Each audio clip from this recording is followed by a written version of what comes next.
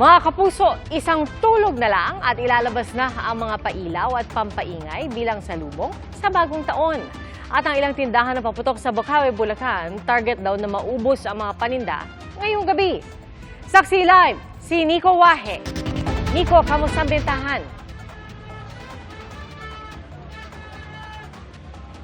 Pia, paputok is life talaga dito sa Bocaue, Bulacan dahil yung bentahan ng paputok ngayong araw lang ay dumami dahil isang araw bago ang pagsalubong sa bagong taon ay gusto raw magpaputok talaga ng marami nating mga kababayan.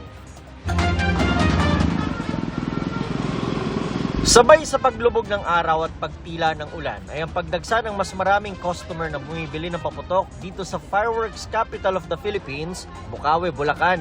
Si Kervin dumayo pa mula Pasig para bumili ng paputok. Ilang taon na raw kasi silang hindi nagpapaputok.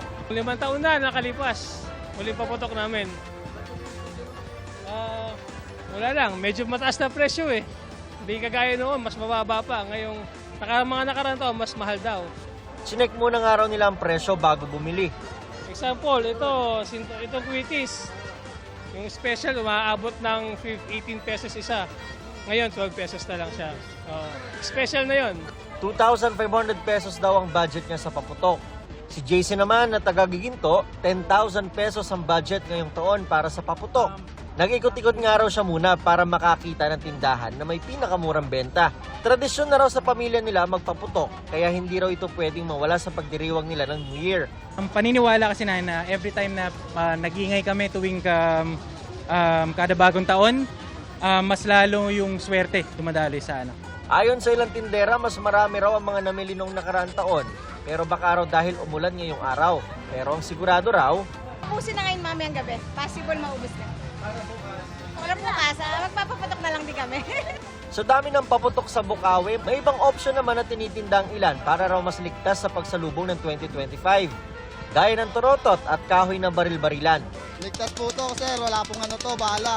Hindi po nakakatakot ng Sa kabila naman ng pagbabawal sa boga, marami pa rin na nakukumpiska nito. Gaya sa Old Balara, Quezon City na nauwi pa sa habulan ng pagsasaway ng barangay sa mga bata. Hindi nabutan ng mga bata pero nakuha ang boga. Nagulat din kami sa barangay na halos 1,000% ang itinaas ng nakumpiska namin boga ngayon. Yes, last year. At tila mas napaaga raw ang paggamit ng mga bata sa boga. Dati po, nakakakumpiska tayo ng boga bago magbagong taon. Ito, wala pang Pasko, unang linggo pa lang ng Disyembre, marami na tayong nakukuhang boga. Kanina muling pinaalalahanan ng barangay ang mga magulang lalo't mahigpit ang kanilang patakaran sa mga mahuhuling nagpapaputok ng boga. Okay yun, kasi maganda yun, kasi pag matapos yung Pasko, bagong taon, walang aksidente nga nangyayari.